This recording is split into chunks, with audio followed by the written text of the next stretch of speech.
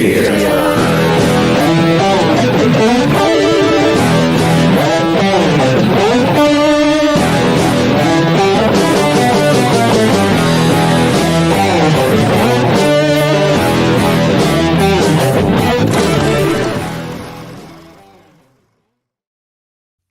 home theater nerds, welcome to the Bright Side Home Theater Podcast. The home theater podcast, it's all about the experiences, the sights, the sounds, the scenes.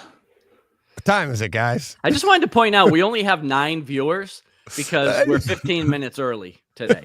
So that's what happens when you go early. You Yep. see? Yeah. Yep.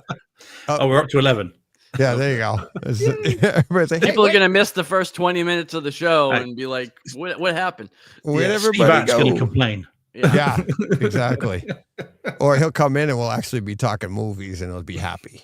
Yeah, right. We have to be at least an hour in for that to happen. But Yeah, exactly. We can't. We don't want to disappoint him by not disappointing him. Right. We are nothing if we are not disappointing. Right. Well, that's what she tagline said. for Brightside. Oh, tagline for Brightside Home Theater. We will disappoint. Guaranteed. In Dolby Digital. That's a deep cut right there. Yeah. Oh. So, yeah, we got to be on time today. We have a lot to get to. We got some great news for home theater gear. We've got some let's lead off with it, John. You and I talked briefly, but it was like a little bit of the deep end. We're going right into the deep end. I dropped this on John right before the show. And Yeah. he goes, I wasn't prepared. I wasn't prepared to talk about this today, but it happened to you. So he's like, I Right. guess I'm prepared. So give the description of what happened. yeah. So, well, I guess for anybody that's been listening for a while, you know that I had a professional audio calibration done on my system about 2 years ago when I bought the mini DSP and didn't want to figure out how to work that piece of equipment. So I paid somebody to come and do it for me. And I guess this past week, I let's go back to say this was done remotely. I never met this person in person, but he was recommended through Facebook home theater groups. That's where I found him. This guy supposedly had a pretty good reputation. Although when he did mine, it was early like he was just kind of getting started. He wasn't kind of as big as I guess what he ended up getting. But I guess he's a con man, basically, is what it looks like. He was kind of banned from all of the Facebook home theater groups for doing bogus calibrations, and he actually even I think became a moderator of one of them, so he could delete like negative comments that were being left about him and things like that. So it looked to a lot of people like he was still doing good calibrations, but I guess he was deleting bad comments and bad reviews and things like that. And then somehow it all kind of came out, and he was kind of summarily banned from all of these groups. So I read all of this, and knowing that he did my calibration 2 years ago, just texted DJ to say, hey, guess what? All this happened. And, now I'm thinking about, should I redo, my calibrations on my system? So that's kind of what happened. I'm not going to name names. Some people listening are probably in some of these groups and may know about this or what's going on. But anyway, so it just kind of put me in a, do I redo this calibration or do I just leave it alone? So, what I'll say is that I've been happy with the results of what happened. So it's not like like I said, I don't necessarily know whether I got a bad calibration or not. I've been pretty happy with the results. I feel like I heard improvement after he did what he did. But it just kind of brings up the questions now. Like, even like I will ask Steve, you had somebody do your display and you've been eminently happy with it for multiple years. Yep. But if you found out tomorrow that the guy that did it was a fraudster, would you be happy with what you had? Or would you always have that itch now in the back of your mind? Maybe it's not right. Maybe it could be better. Maybe I need to get somebody to redo it. Well, that's kind of where I am, you know? Yeah, man. Well, if it turned out he was a fraudster, I'd obviously give him a card first. Right. You'd have to defend him. Yeah. Hey, business is business. Yeah. Man, you know. Yeah, no, 100%. Absolutely. I mean,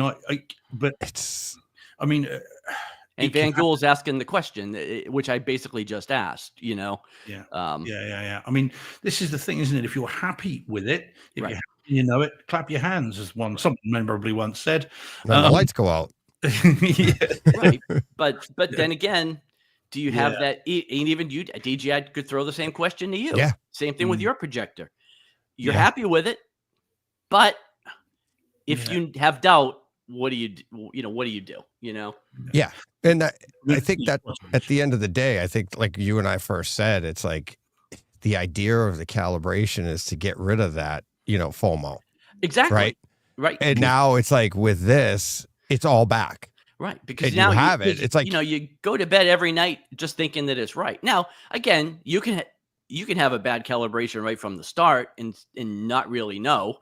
Right. But you still have this belief that it's correct, even if it may not be. So it's and then do I pay somebody else to come out and do it again? Do I want to go through all that hassle? Or like I think I've settled on just being happy with the way it is. And unless I feel like there's a reason to go through it all again, I'm not going to. But it's got, as I say, if you're happy with it, but you've got that niggling sort of back feeling. I mean, I think for now you live with it, don't you? Because again, bearing in mind the cost and everything else of getting someone to then come and do it.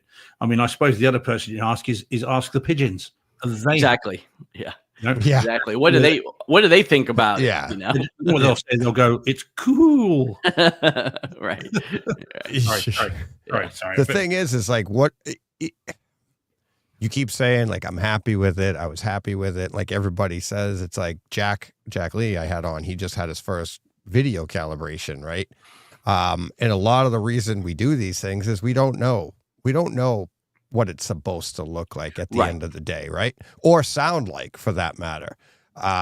We talked with John Thompson. He's probably the only person I've ever spoken to that can actually tell you on movies like what it's supposed to look like, because he's seen it like before at least the studio, right? He's not looking at Blu-rays and DVDs and 4Ks.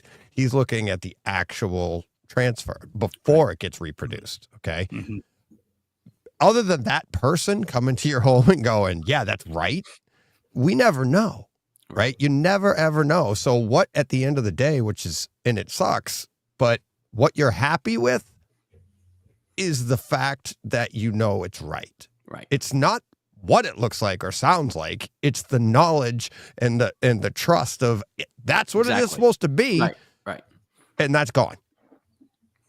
And it sucks. I wish I could lie to you and be like, well, if you're happy with it, but you'll always have that in your back of your head, and it sucks because you're like, at least when I've never had anybody calibrate my audio. I do it myself. Right. And I would say this to you, John. It's like, as Paul said earlier here in the chat, he said, I think if a display is badly calibrated, you realize it fairly quickly. Harder with sound, it's more subjective, right? That's one of the reasons I've never done my audio, is because it's pretty subjective. It's that, a lot of it has to do, it's more important with room treatments. It's more important with your room and then this and that. And then I'm fairly confident in what I can get with Odyssey and what my room sounds like to me. Right. I would go and because of that, I've never had phone. I've never thought like, oh my God, this isn't right, because I go to the movie theater and I know what a sound is supposed to sound like. It's supposed to sound like I'm getting the pans the way I want. I'm getting the sound that I want. And again, it's more subjective. It's like you could be in the studio and hear it, and you run home. By the time you get home, you're like, this sounds exactly the same. I've been to $1 million theaters at Cedia, and you come running home 2 days later, and you're like, sounds the same. And I know it's not, but it's that much more subjective, and it's harder to pin down exactly what's right and wrong. Your issue, John, the reason you did the DSP was the open space and your ability to handle bass correctly. Right. Right. It improved that for you. It did.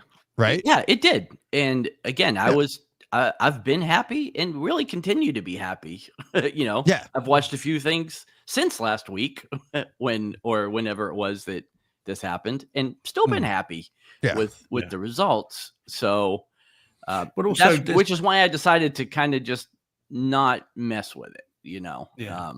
I think I'm with you on that, John. And the other thing is, I suppose, what might make you doubly wonder whether it's right, whatever right means, but whether it's right or not, because in this context, right has can never be right. Just who knows? Right. So we're right. Okay, you've got rights. Your rights to remain silent. Yeah. Well, but I think again with the video, there's right, like there's measurements and there's equipment, and you is not a lot. Now you might not like what's correct, quote, unquote, right or correct, but it is technically correct because the measurements are what they're supposed to be. Right. Like you said, with audio, it's probably a bit more subjective, but there probably is still a scientific correct calibration. Well, yeah. But that still might not be what sounds good to your ears. Just like a calibration video might not be what looks good to you, even though it's correct. So, well, I don't think we've ever had an issue on here where Deej and I have said, "Wow, that sounded good," and you said, "Nah, it didn't sound very good to me." Or you said, "Oh my God, it sounded amazing," and we've both been, "Oh, it was terrible." Yeah. So even that gives you, I think, hopefully some reassurance that really speaking, we're all speaking the same language. It's right. So it's not like it's terrible and horrible and not even close. That's not the case. But to be fair, it wasn't before either. Like even before I did it, it wasn't like it was horrible. I just always felt like it wasn't quite. You could have more. Yeah, that I could have more. Yeah. But it was never quote unquote bad. So I don't. Well, Odyssey all by itself does a pretty good job. Yeah. And if it wasn't for the fact that I had an odd number of 3 subs and a wide open space, I wouldn't have bought the mini DSP at all. I would just go with the Odyssey calibration and call it a day. Which if I have to go back to doing it again, that's what I'm going to do. I'm going to pull the DSP out, go back to Odyssey, and redo it. I mean, honestly, I've got 17 profiles still saved on my iPad from Odyssey from before I did the DSP. So I could really just don't forget to download them. Well, no, that's what's on there. Never mind. I know. Yeah, but I could always just download one back, which is the nice thing about these profiles with Odyssey is I can do it again. I can keep messing with it. The mini DSP will save the settings that are in it. So if I pulled it out of line and did a new calibration, it's not like I couldn't just put it back. Right. Yeah. I could put it back in, download the DSP profile, and be right where I am today. But I don't know. I think I'm just leave it. I think I'm. You've got Deej that likes to tinker, me that doesn't. Right. And I'm kind of in between. Like I do like to tinker a bit, but I don't want to I didn't want to learn the ins and outs of REW and messing with the mini DSP. Like there's plenty of good tutorial videos on YouTube about it, but I didn't want to put that kind of learning into it. Especially at that time when I was actually working and didn't have all the free time I have now. Now I probably could spend the time to tinker with it, but I don't know if I will. Yeah, well, and that's the thing. If you tinker yourself, you're going to end up right. You're not going anywhere. You're still going to think like, is this right? Is this correct? So at least I would say with what you have, you heard, and I shouldn't say saw, you heard the improvement. It managed your base better. Right. And you're happy with what you have. It's, I would say you were one of the lucky ones. You were one of the early ones, and he was legit. There's also something, and that's the first thing I asked you is like, is there a potential, like, there's just a bunch of people that get mad at the guy and it just went nuts on internet, on social media, and people can do that to somebody, Yeah, because getting 70 responses on Facebook is a drop in the bucket, right? Like, right. It could be that, Yeah. It's like review bombing on Rotten Tomatoes, or Snow White or something, It's like, and where sound is so subjective, it's like, oh yeah, it was horrible. Be like, what are you talking about? Like, I don't know. I don't know what the evidence was, but exactly, all the haters came out, but there wasn't a lot of people that came out in support. So, it definitely looked one-sided. But I said this to you the other day too. What's tough is with something like this, the people that are usually getting this stuff, they're not experts. Right. None of us are experts. So like, if I'm not an expert in video calibration, right. So I have somebody come out and do it for me. And then if I wanted to badmouth them, you've got people that don't know anything about it, badmouthing the expert who's, or maybe self-proclaimed expert. Now, if it was an actual expert, like say you had a Chris Deering jump in there and said, I've been to these houses. This is horrible what this guy's doing. That's legit. Right. I would say something like that. Or if like Jim came to somebody's house and said, wow, this is horrible. What did they do to your settings?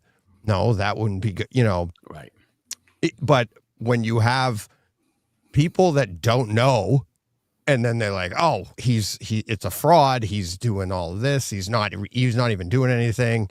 Right. And it could be very simply, it could be their room too. Right. It's like, you don't know what the room's capable of. These people, and it's funny how, like, when this stuff happens, how it happens so quickly. And that it's like, okay, so a week ago, this guy was fine. And now all these people come out of the woodwork. Well, where were you the whole time? Right. I'm not defending the guy. I'm just saying it could go either way. It's like, it could be fine. And look, I don't know the guy from Adam other than, right. A conversation one day on the phone while he was doing it. So, I'm not condemning or defending him one way or the other. It just more kind of brought up the question about, if you're happy with it, what do you do? If you don't know if it's right, but you're happy, are you still happy? Like, is that good enough? Yeah. Or is that nagging doubt going to go in there and, eventually cause me to just spiral out and pay somebody to come and do it again? Yeah. So, yeah, like Ed. So it's funny. Paul, again, in the chat, who was an audio expert, he could come in your room and go, exactly. No, this ain't right. Or this is fine. And this is the best the room can do. Here's your problem. And start looking around the room and go, you need treatments. You need this. This is why it sounds like this. And Paul's saying, what I am saying is measurements for sound, at least, don't tell you everything. Right. And a great example of that is when people will tell you, I can't listen at reference level. Right. That is a measurement. It's like, you're going to set this to 0 dB and you're going to listen in that room. People come in my room and go, this ain't reference level. Right. Yeah, it is. But with the right amount of room treatments, it's going to sound different than in somebody's room. They can't get to reference level. I used to be there. You can't get there. And the measurement would be like, oh my God, this room is screaming. Yeah. The actual dB in the room might be crazy. It's something like 92. Right. But you're turning it up to reference level, but you put the right amount of room treatments in there and you're like, oh, look at that. We're back down to 85, or whatever. And it's like, that's why measurements might not tell you the actual truth and what people are getting or what people are trying to do with it after the fact. You never know. And I've got specific limitations too, right? Because like my room will never be perfect because I'm not changing where my subs are, even though they are probably not in the optimal location for my room. You know what I mean? So I'm never going to have a perfect room because I don't have a boxed in closed room where I can have one in each of the 4 corners and be done with it. I've got a wide open space and they're sitting where they are for decorative aesthetic reasons. Aesthetics.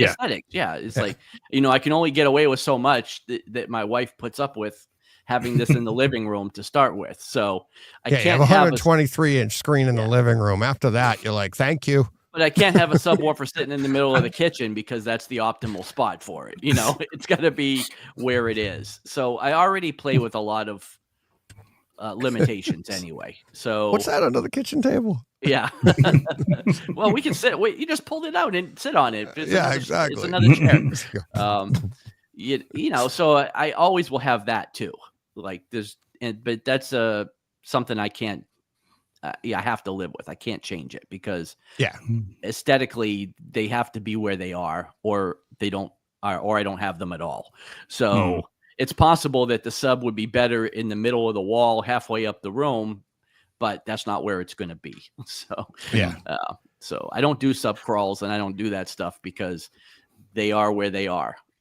You don't really, if you go to 4, you wouldn't have to do sub crawls. If you don't, you just end up doing it. 1 is where you do the sub crawl, where you get the optimal amount, and you you put it in your listening position, then you just start crawling around the room. Right. But again, we're not doing that. We're not doing that. Because it's not going to be behind me in the middle of the, in the back of the couch, in the middle of the living room, Right. So. Exactly. It's over there with a cheese platter on it. Right. But just, I mean, it goes to show like how fragile like the home theater psyche is. Oh, I know it is, because I do now. It's there, Yeah. I mean, it's definitely there, but I don't. But you know good from bad. You know a good sound. You know that it does sound good. I know that it sounds good to me. It sounds better than it did before we start. But again, I also. Like the week before I did the calibration was when I added in the amps and the separates for, instead of just using the AVR. So, I mean, that also changed the sound in my perception. So I don't know if the improvement I heard was because of that, or if it was because of the calibration, or if it was just a placebo effect because I spent $1,200 on separates and calibrations and I want to make sure it sounds better, so I convinced myself that it did. Right. Who knows? So but that's the thing. It's like, and like Steve said before, it's like we're all like, when we talk about movies, the 3 of us in particular, it's like we're all in the same ballpark. If it's good, it's good. If it's bad, it's bad. If it's very good, we are all in agreement.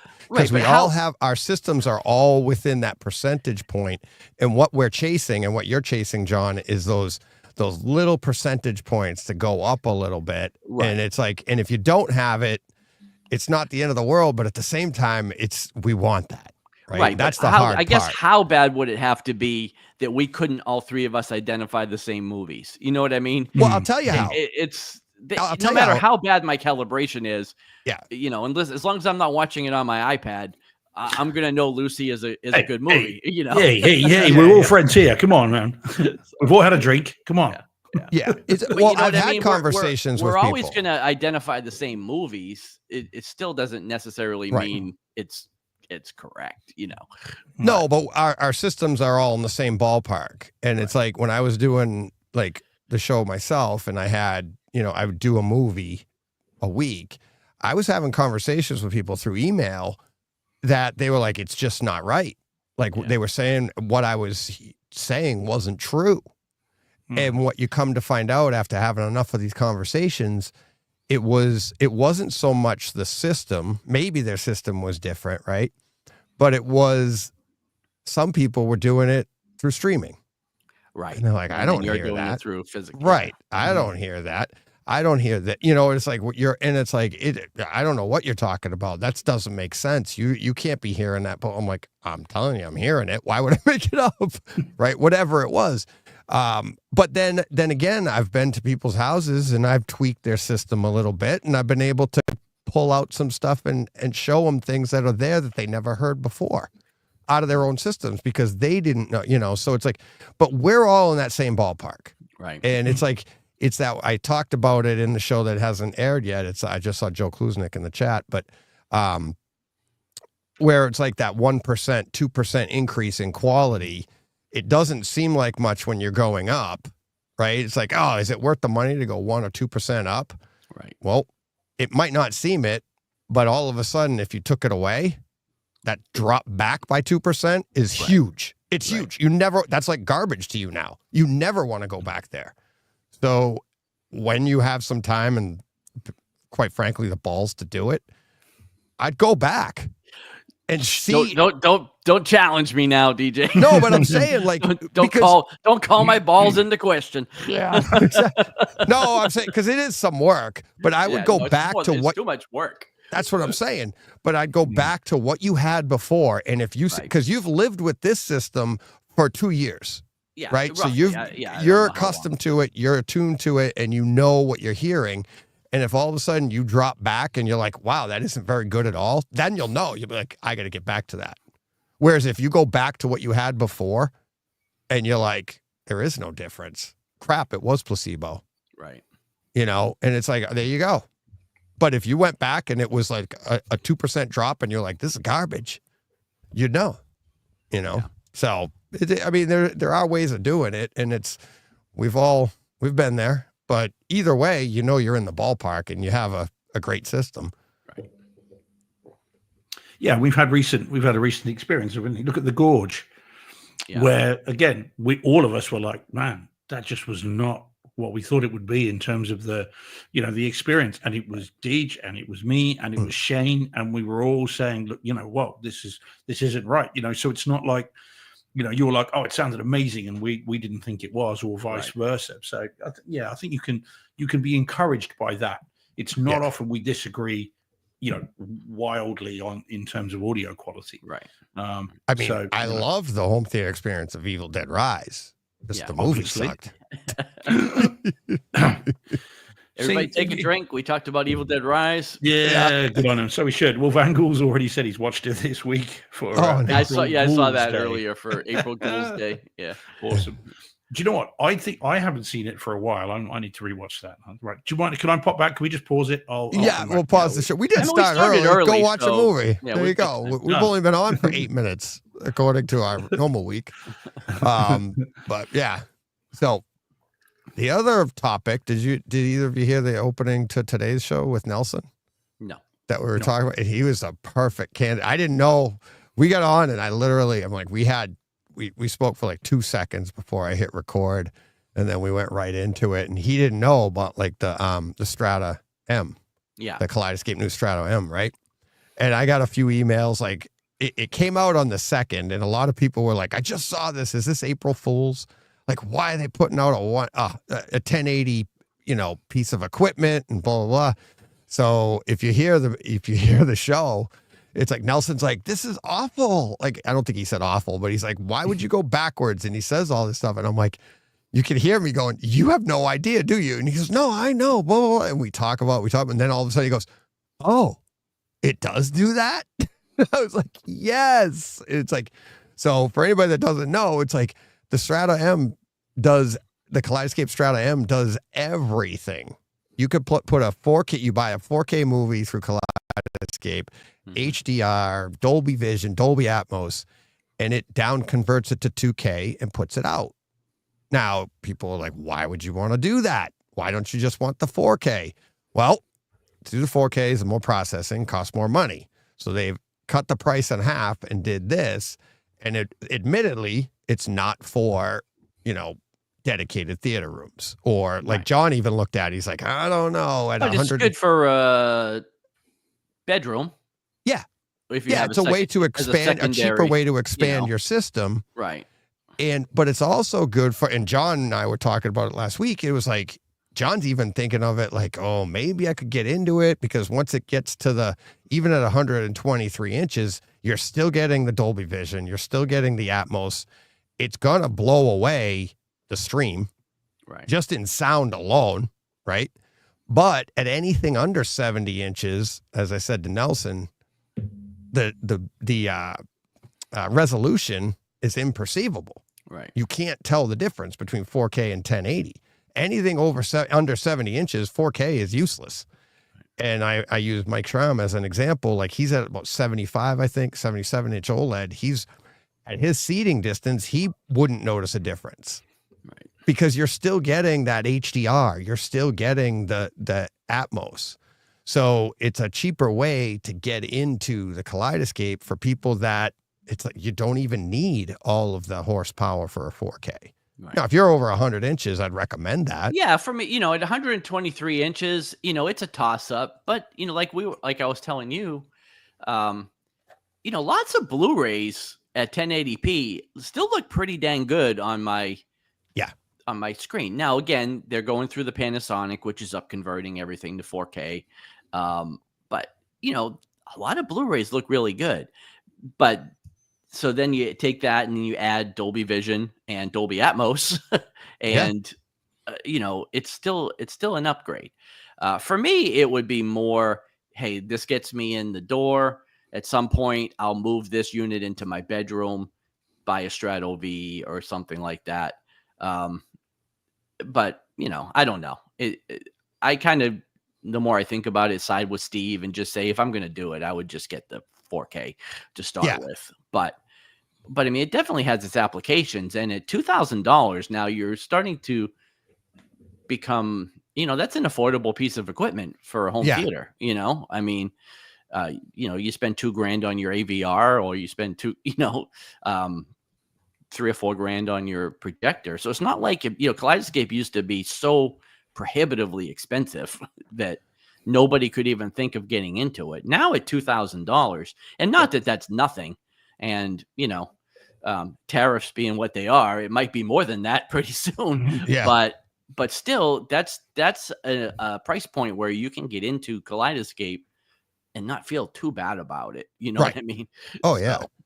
So we have that's Steve. Definitely not I have to have a big conversation with the wife about buying half of a car because I want to watch movies, Yeah. So Steve at in the chat's a perfect example of what's going on social media. And it's like, I understand the second system use for the M, but how many bedrooms really have full Atmos setups?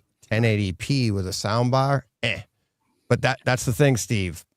1080p coming out of 1080p, if you have a 4K television, which, like I said to Nelson, I have a 4K 55-inch television in my living room, 70 inches even. If you put an M, Strato M, and a Strato V, and you A/B'd it, anything under 70 inches, Steve, you're not going to see the difference. You wouldn't know which one was playing because they're both getting the HDR, Dolby Vision if available. They're both getting at the Atmos. Like you said, you don't have that set up. You don't have it set up in your bedroom, but you're getting the full resolution, the full complement of color and HDR, and that's your dynamic range of your black levels at a 1080p, where you don't need the resolution at that size screen. So you're saving money to put it into places but you're still getting the full Rec 2020 color. You're still getting the full range of the HDR, that's the pop that you get out of 4K movies. So that's the difference. And a lot of people are missing that part when they look at it and they're like, why would I want 1080p? It doesn't matter at 70 or below. And even at, like John's saying, if you want to compromise and go up, most of our stuff up converts anyways. How many people had the E-Shift projectors for the longest time? They're 1080, but it'll double shift to give you the 4Ks just so you could play a 4K movie to get the HDR. Well, now that's exactly what they're doing here. And they're bringing the price point down to $2,000. And Nelson even brought up the point of like, well, I wish the V was at $2,000. Well, yeah, I wish a Ferrari was $20,000, but it's not, and it's like, you can ask for the price points. But I said to Nelson, I go, it's funny. I go, remember years ago, everybody was like, if this was just at $2,000, I would get it. Well, Here we are. Right. Kaleidescape at $2,000. Jump in or shut up. But they wanted at $2,000 with 4K and an 88 terabyte hard drive. Right. They all want all the bells and whistles. Yeah, you're not going to get that. Yeah, exactly. I mean, I wanted at that too, but it's not going to happen. Yeah. So, but yeah, that's the idea. And it's like, I really would love to see if, I'd love to be able to do a demonstration of that somehow. And I'm sure somebody will have it, but once you're at that resolution. I'd like to see one too, but for a town, because in, somebody mentioned it earlier. I don't remember, but what? Carl, for as big of a city as Houston is, there aren't a lot of AV, like there's not a lot of home theater. Like there's not really a shop for me to go to that's going to have this thing set up to where I can see a side-by-side demonstration. I know Dream Media's done stuff in your area. In Dallas. Oh, is it out of Dallas? Yeah, they're out of Dallas. I don't know, because when I've looked to go be able to test different things, the only thing that ever came up was Magnolia out of Best Buy. Yeah. And now they're not even doing that anymore. So yeah. And Joe's saying the same. Joe Close. I'd like to see a Strato V versus Strato M side-by-side comparison on and I'm sure somebody will do it. I'm sure somebody will do it on YouTube, which will be like, okay, so you're watching through. Right. So I'm YouTube. watching it. Yeah, I'm watching it on YouTube. Right. I'm taking your word for it, bro. Because right. But what you need to have is a blind test, which is which. Can you tell which is which? You set up calibrate two, or not even calibrate, just do out of the box 2 65-inch televisions and put a Strato M and a Strato V on one and say, you tell me which one's which. And I'd be willing to bet it's indiscernible. It's indiscernible because you can't. I mean, I've done the go up to do the pixel count at that size. You can't see it. You can't see a 1080p pixel size at that size. Never mind how you're going to see a 4K one. Right. So, but yeah, I'm getting one, and I don't know when it's getting here, but I'm getting one. I want it, but I don't have that. I'm not gonna put. I'd have to undo my whole system, put it upstairs, and I don't have that kind of time right now. But I already know. Steve's awfully quiet today. No, you're okay. I just said, or you could just go and buy discs and just stick them in the player and then spend $2,000 on discs instead. Exactly. We all know that we texted about it, but my issues remain. Yeah, it doesn't matter if 2K, Wi-Fi, 4K, 6K. Where the bloody hell's it going to go? Where it doesn't have leads training everywhere. So So my issues have yet to be resolved. Everyone else's are getting fixed. When are mine getting fixed? Damn it! Exactly.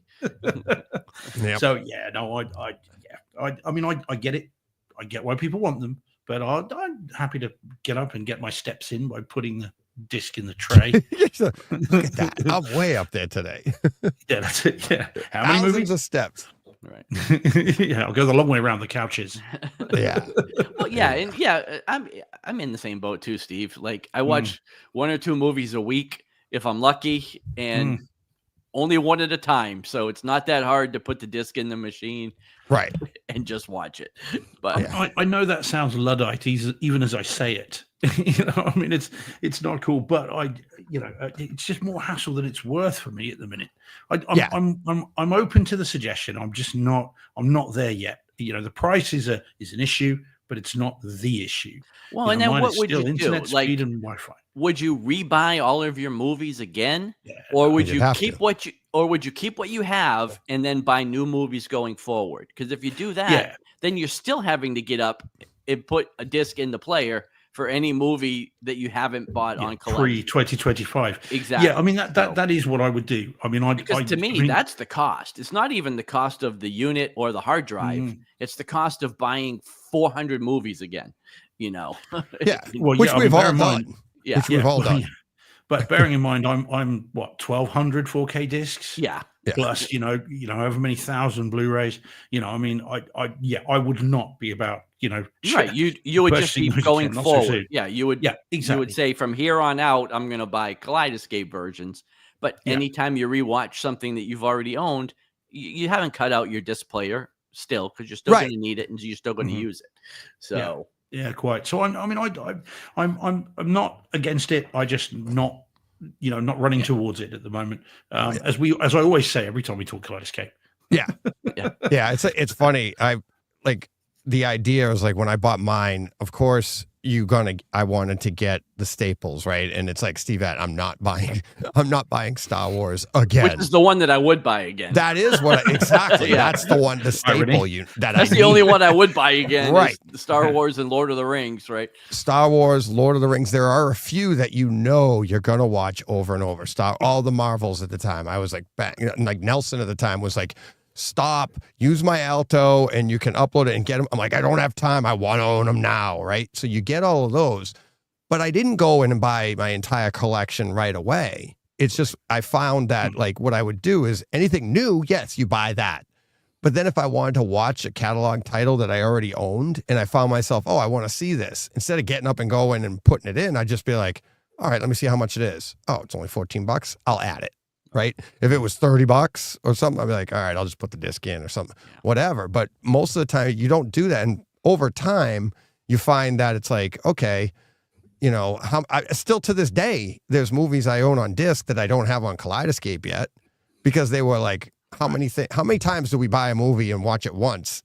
A lot of times we buy it, we never watch it. 90% of my discs I've watched 0 or 1 time, and that's it. You know, right? So yeah, it's like 1%. We just keep, especially me, over and over. I mean, is it time yet? My alarm's about to go off. I gotta go watch Bloodshot. Oh yeah. Oh, I thought you were gonna say it's time to start the show because it's no. It's been a few days. I gotta go watch Bloodshot again and try to buy it somewhere. Technically, though, guys, surely if it's digital, it's all 0 or 1 anyway. Correct. So you know, just saying. Steve's been like, it's got to get some kind of a bad joke in there somewhere. Saving that, saving that. But yeah, no, I don't think I'm going to be doing this anytime soon. I'm really not. There's going to be other issues to be solved first. Right. Oh yeah. But then having said that, fella, you know, having said that, I am, you know, there have been a couple of occasions recently when stuff has been released on disc that I can't find anywhere because it's come out and gone. Now, admittedly, neither of those is on Kaleidescape. However, ordinarily, if it was, I don't have to worry about trying to track it down. Yeah, exactly. Yeah, Last Breath. We don't know when that's coming out 4K with Atmos, and it's already out. Right. Yeah, but not over here, of course. That's the other. But it goes both directions. You know, when I bought my Kaleidescape, the video that I made, I was like, if you want to have the access to all the possibilities of the best options, you should have a Kaleidescape in your system because there is some stuff there that isn't anywhere else. But there is some stuff elsewhere that isn't on Kaleidescape. Right. You know what I mean? So it's like if you want to have the option of all of the best quality, that's a piece that should be in the system because that's how you can get some stuff that you can't get anywhere else.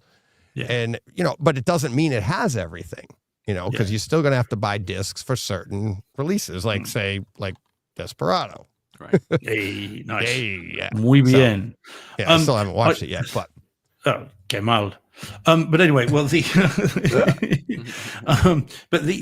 mean, that I'll tell you now, that would have me jonesing for a Kaleidescape tomorrow. If you're listening, Kaleidescape, if this was one that if I had access to the American store, and got the movies as quickly as you do, Deej, I would have had one a year, 2 years, 3 years ago, because then because I want it as soon as possible and I want to see it as good as I can. Have you talked to John about it? John Thompson, but he hasn't. What's he think of the titles? He hasn't. He's confirmed that it is the UK store and the US store, and never the twain shall meet. Now, whether it would work on a VPN, I don't know. But I don't like messing with that kind of stuff because I don't want. It won't. I tried. Oh, okay. I did try. I have a VPN here, and I tried, and it won't work because I haven't tried with, like, say, your credit card, Steve. Right, but I should hope not. But no, but what I mean is, like, when you go to buy something on Kaleidescape, it goes by the address of the card on file. Right. So no, the VPN doesn't matter. But at the same time, to your point, if you're only going to buy future stuff, it's like how much stuff is coming out that you don't get simultaneously with me. Right. You see what I mean? All the new stuff. Your catalog titles are in your closet. And then all the new stuff. Now, if you wanted to try to buy some catalog titles, maybe you have access to stuff I don't have and vice versa. But going forward, you would be, I'm sure you're getting it at the same time frame as I am. I mean, I don't think it is. I think the US release dates and the UK release dates are just very different. I mean, I don't know that 100% for sure, but I do know that there are two very different stores. The US and the UK one, and the UK one is going to be working on UK release dates, and the US one is very different. You know, as I said, if I could get the US release dates like you do, I would have had one years ago, because that's a different perspective, and it's a totally different thing. Right. And I know you say, but if you've got it early, it's just you. So it's just me. That works for me. That works for me. I've got it. I've seen it sold. Yeah, say no more. Somebody else was it.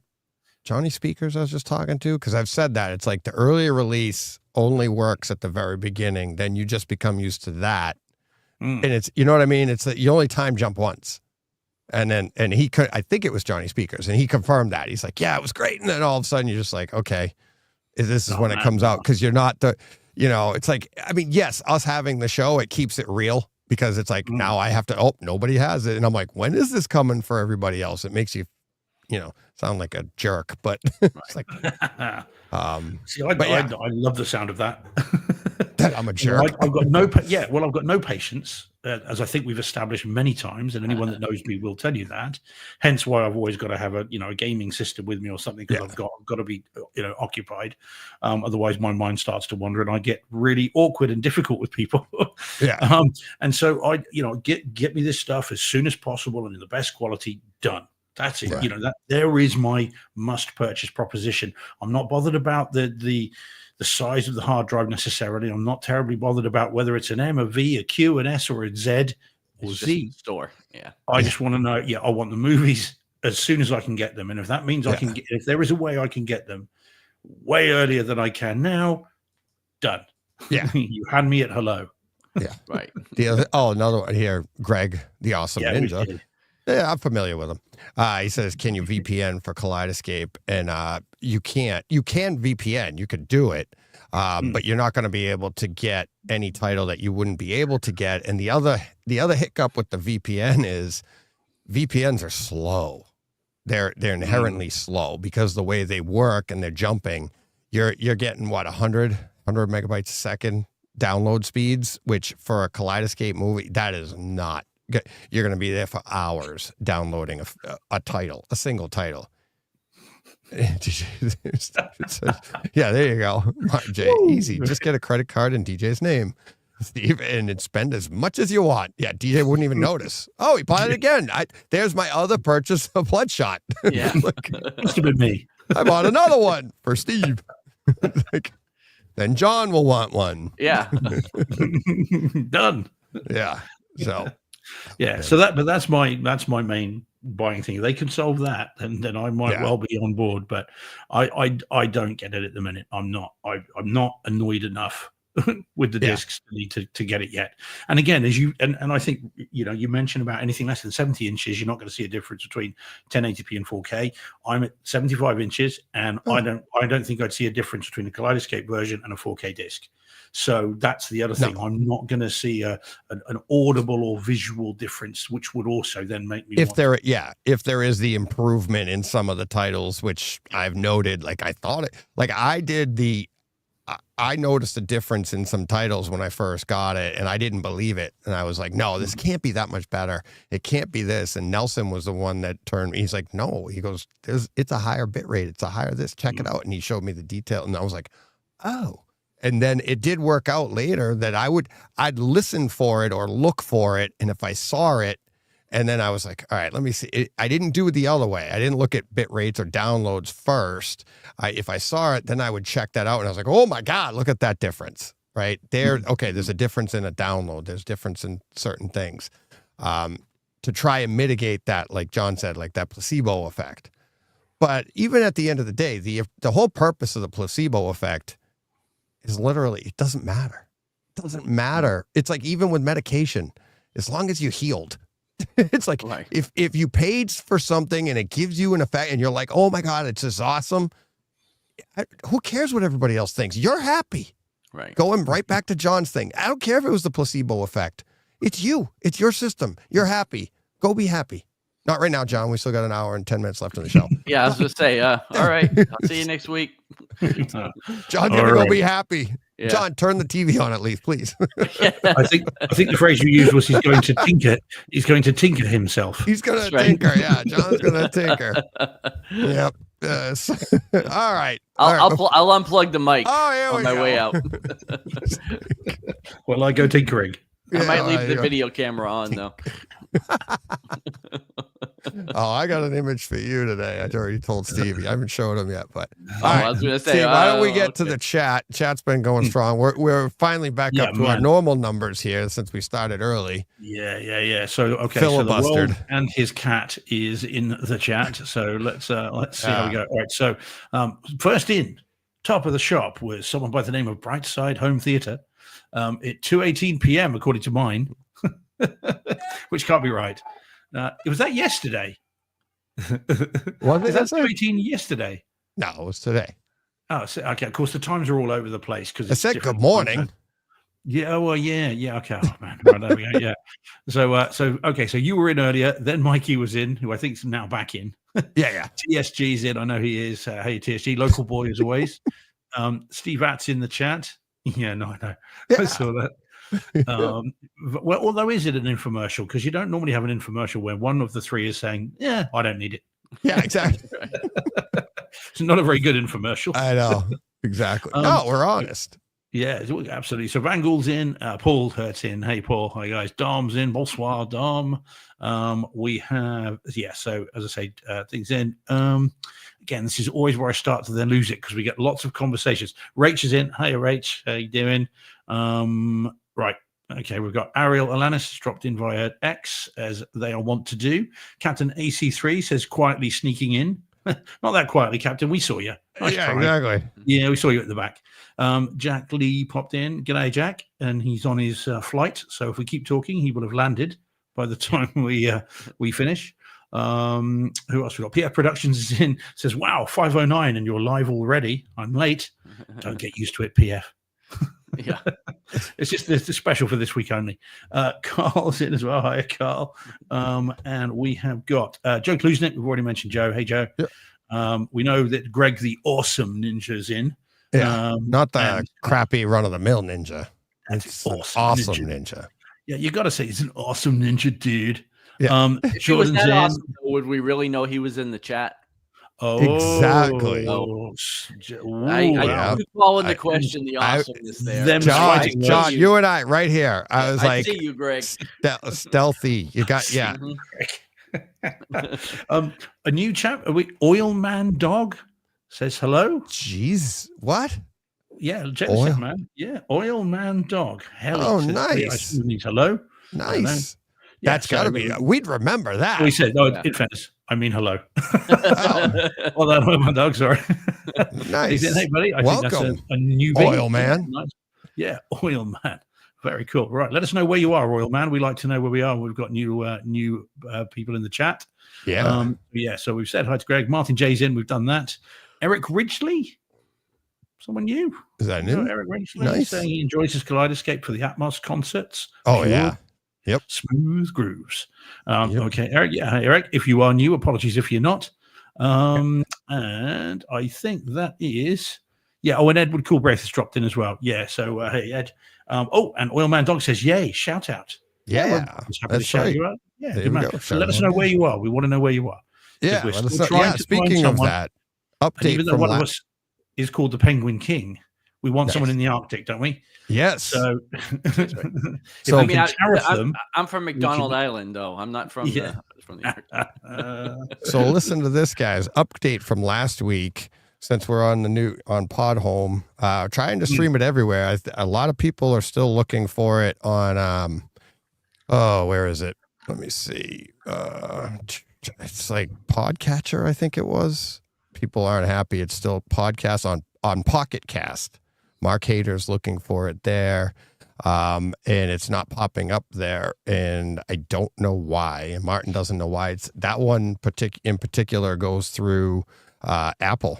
And they just grabbed the feed off of Apple. So I don't know why it's not populating there. But it is growing because I'm seeing like right now, top 20 podcast players that we go to is number one's Apple Podcasts at 76%, Overcast at 20%.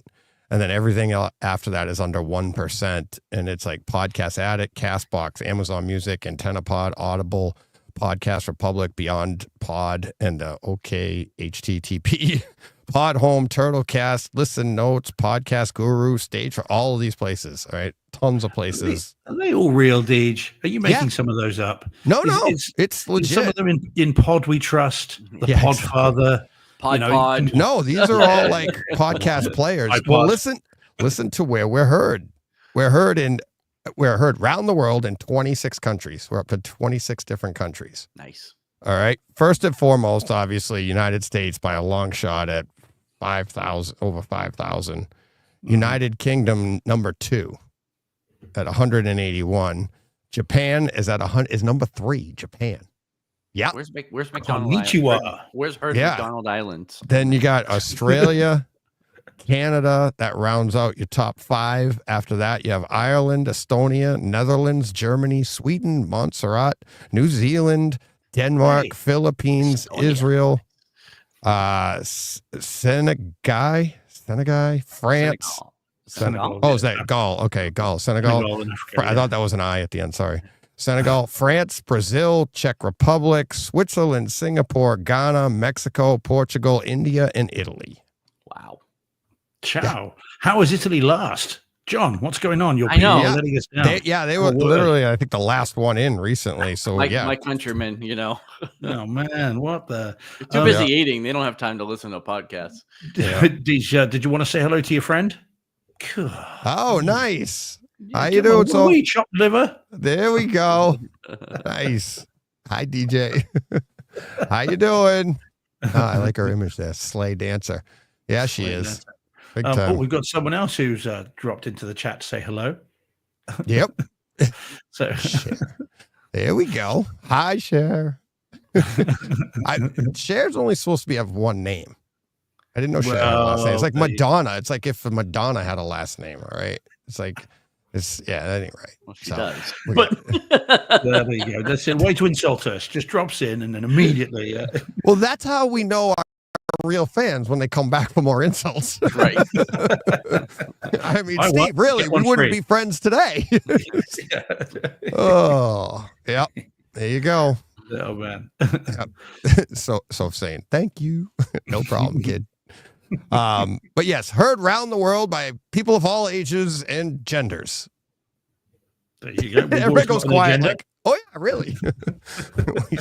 What'd you say? I said we've always got an agenda.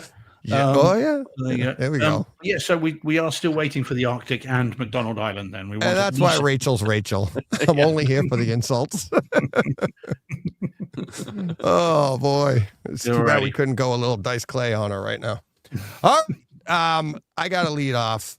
We'll get to our movies here. But you gotta lead off with Val Kilmer. How do you not? Yeah. Right. Mm-hmm. So I've watched a few this week. So why don't you guys start off? What's Val Kilmer when you heard? What's the first thing that popped in your head? Movies. Just movie. Yeah. Tombstone. Yeah, it has to be. Yeah, but it's been on our minds recently. We've talked about it quite a bit. That's true, but still my favorite performance. So that's the first thing that would come to my mind. Yeah. By the way, John, I mentioned Deej before the show. Again, I'll be careful how I say it. Bill Hunt, the editor of the Digital Bits, has a copy of Tombstone and 4K and has said that the 4K video transfer is fantastic. Nice. So just to reassure you, if you're thinking about your $50 purchase. Yeah. So anyway, it's apparently very good. But yeah, no, it's got to be. I mean, for me, we've been talking about Tombstone a lot. I watched it recently. I reviewed it on the show, and I mean, that is a transformative performance.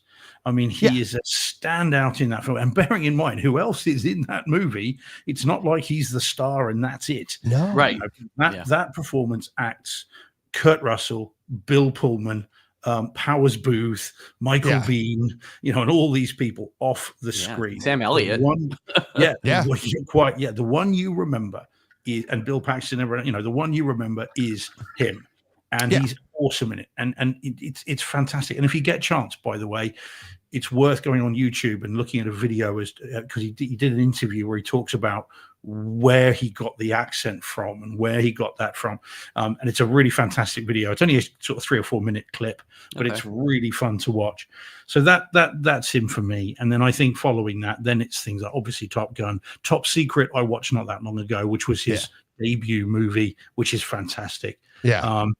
I mean, the guy is, is incredible, and it is, obviously very, very, very sad to see someone go at the age of 65, which is nothing in this day and age. Yeah. So terrible. Very. The image very I put up on the screen is like the reason I chose that one. I watched the movie too. We'll talk about that in a little bit, very briefly, but yeah, it's Top Gun, and it's like that image right there of him. That's how everybody remembers him, and that's what. And much like everything you said about Tombstone was like epitomizes him as an actor, as who he, like how great he is, how he could steal the show, which he did in Top Gun from Tom Cruise. It's like, it's not like we don't remember Tom Cruise in Top Gun, but Iceman and his character was as much of that, so much so that he had to be in Maverick. Right. And it's like, they could have done a sequel, Iceman. They could have done something like, but he's that, I don't know what it was about him either. I don't know if he was like the humility or whatever. I don't know what it was, but he just had that. He wasn't a great, huge, like lead actor type actor. Right. But anything he was in, we're like, oh, you got to see that. Like Heat, right? It's like the role he had in Heat. Everybody's like, oh, he was awesome. And it's just, I don't know what it was about him, but it's like, but this image here, I was like him smiling, and it's like them all cheering in the scene at the end of Top Gun. It's just like, that's kind of who he was. And then obviously there you go. I mean, it's that's the rolling credits at the end and the, the smile and everything like that. But there's a 1986 hairstyle. Oh yeah. Well, it's funny because I sent you guys the picture that of me at that Halloween, and I was like, I had the glasses and stuff, and then today I was like, oh, maybe I could wear the thing, because my hair will do that right now. It's just not mine won't. Mine yours won't. But mine's like that tall right now. But yeah, it's just. But yes, Tombstone is just. I mean, I didn't watch it this week because it is coming in 4K, and I'm looking forward to that. But it's just his delivery of those lines in Tombstone, the way it's just like he steals the movie, because you're just like, oh my God, it's just. He does. He's in a galaxy of stars in that movie. His performance just outshines them all. He's just great. I mean, hell, there's even Richard. What's he say? Richard. Oh gosh, the British actor in that. It's completely gone. Oh God, it got out of my head. Not that Richard. Can't think of it. It's completely gone out of my head. But yeah, so all these people in it that just are not. Just barely register because he's so good in it. That film's fantastic. Yeah, it's awesome. So Joe Gluznik in the chat, it's like, yeah, I just heard this line too. It's the way he flies, ice cold, no mistakes. He just wears you down. You get bored, frustrated, do something stupid, and he's got you. And it's like that, even that scene in the movie where he at the locker and he does the thing with his jaw, and he's like, "That's right." It's like, it's just awesome.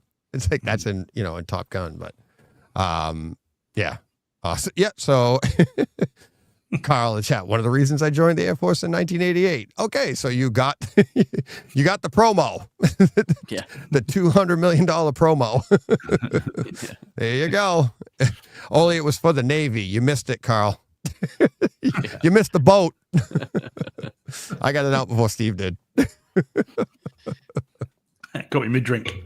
Yeah, caught you mid-drink. No, he's an absolute legend. And again, we talked before the show, about Kiss Kiss Bang Bang, and how great he is in that. And he's very funny in that. And it's got some very good lines in it as well. He's going to be sorely missed. He really will be. And I mean, I don't know if you guys saw it. I didn't see the documentary Val that he did. I haven't seen it. I've not yet. Yeah. I think it was really good. Yeah, man, I wish I'd seen it sooner. I do want to see that because apparently it's very moving and very real documentary. So John, I need to see that. Do you remember the listener that we had over at chat that lived in the area? He lives around here. And I met him at the Connecticut Comic-Con, and he waited in the line to have his Tombstone movie poster autographed by Val Kilmer. Yeah. And this was back when we first found out like he was sick. And they had to wheel him in. He sat there. He couldn't really talk. He couldn't, and they had him in this special, like, this is indoors, but there was a tent indoors. Right. So you could go to the exit door and maybe peek in and see him, which I did, and he did not look good. But I forget what his name, who the listener was, what his name was. I don't remember. I remember the story, but I don't remember. Yeah, he was a nice guy. He was a great guy. But he said, I talked to him after him meeting Val, and he was like, he was just awesome. He goes, you get up there and you're nervous, and even in his like weakened state and not still doing these things, and it's like, he even said, he's like, I felt like he doesn't need the money for this. It's not like this is what's paying his medical bills, but he just wants to get out and meet people, and he wants to, and people just appreciate it, and he appreciated it back. And the way he talked to him, he's like, oh, thank you very much. He was thanking him for getting the autograph on the poster. And he's like, and I was like, don't open it up. But he opened it up for me. And he's like, I was like, we were out on the floor, and he's like, opens up the poster. I was like, what are you doing? Put that back. Cause he had a whole tube for it and everything. And, but yeah, it was just, and the line for him was literally out the door.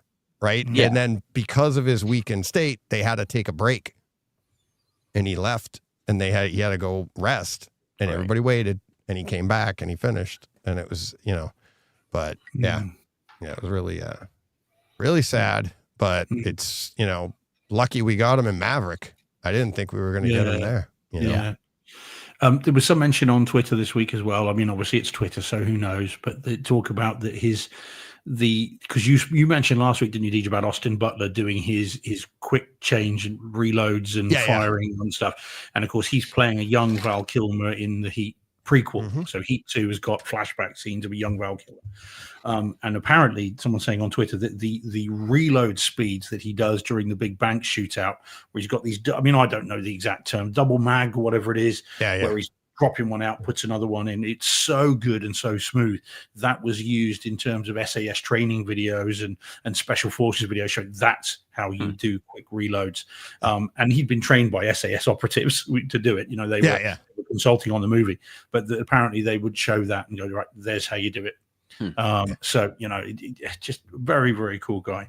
Gone way too soon. Huge bucket of wind to Nick Kevin Smith's phrase from Hollywood Babylon. Absolutely. He'll be sorely missed. He really will. Yeah. Oh yeah. So, all right, let's, so I'll open from here.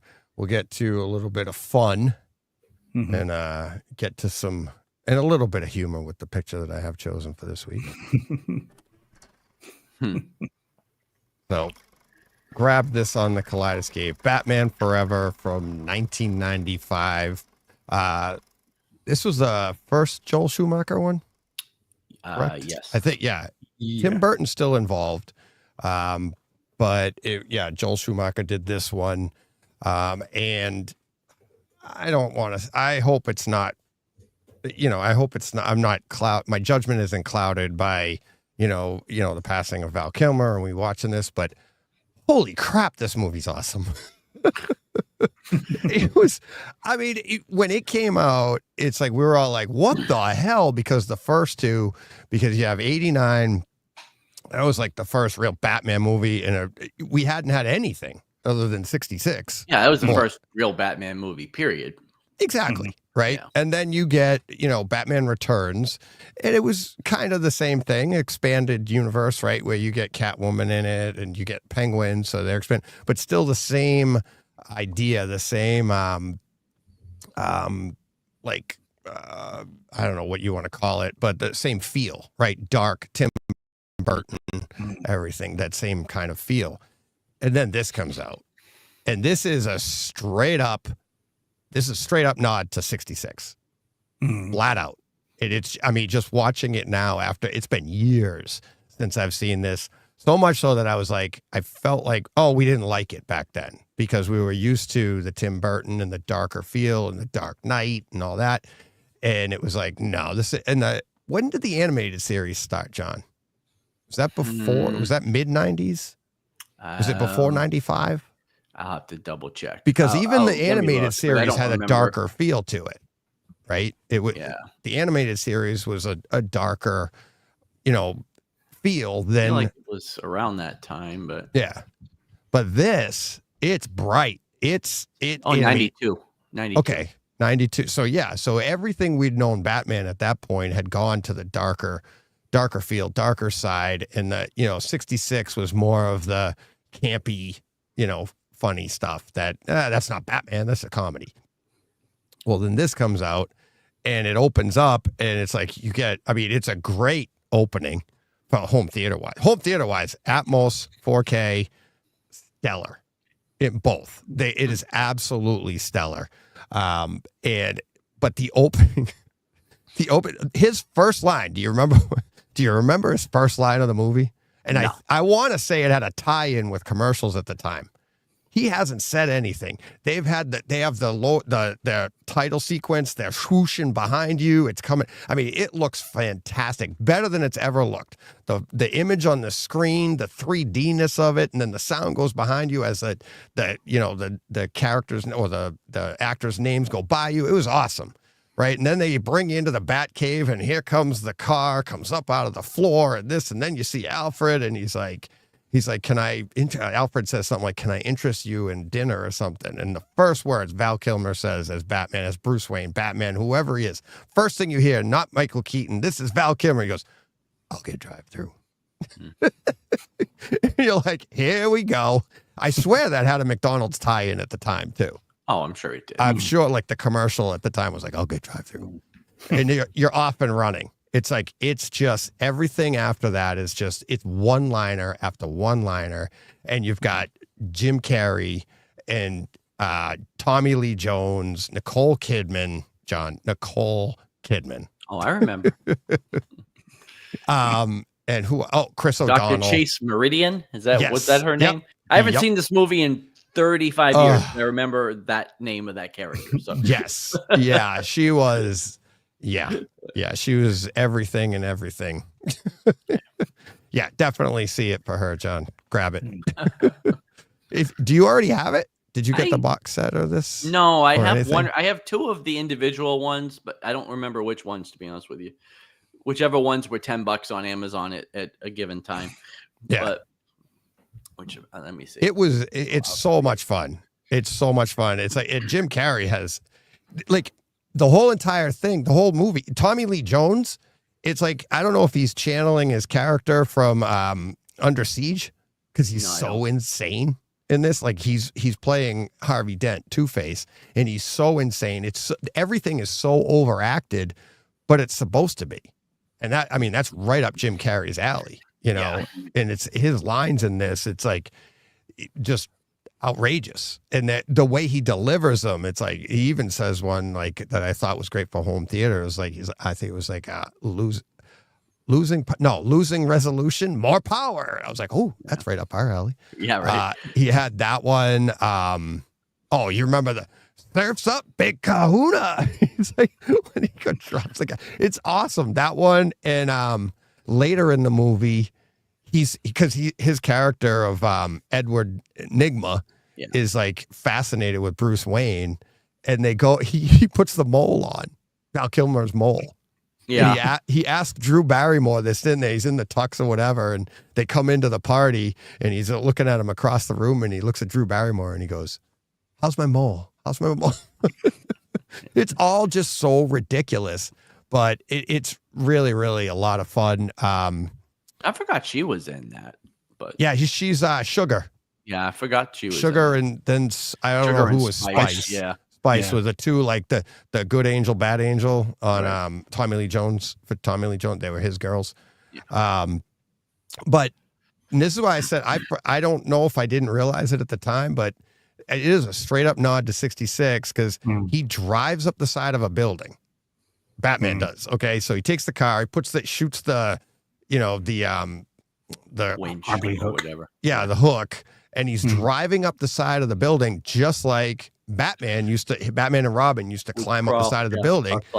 Yeah, and they'd wave to people or look to people in the windows, right? Yeah. And it would all be sideways or whatever. They did the exact same thing. He's driving up the side of the building, and they showed the people in the windows, just like they do in 66. So I was like, it was really funny. And then they mentioned, what's his name? Well, Dick Grayson was first. He was Richard Grayson at the beginning of it. They introduced him as Richard.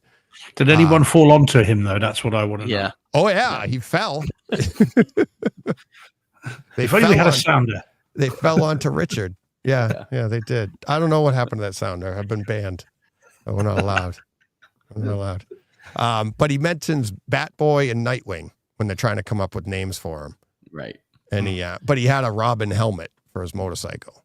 It was a helmet painted to look like a Robin, so that's where they went with it. But the Atmos, tons and tons of activity all around the room in this movie.